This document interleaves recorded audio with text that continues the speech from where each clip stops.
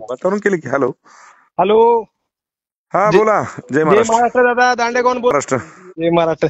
काय दादा, एका झटक्यात मला सांगा, कोणते काँग्रेसचे एवढे नेते होऊन गेले एका एका झटक्यात, एका दिवसात दोन दोन टिपू देणार, आणि मायचं लाल जल म्हणलाय कोणता आमदार? नाही नाही, दोन्ही भेटले ना.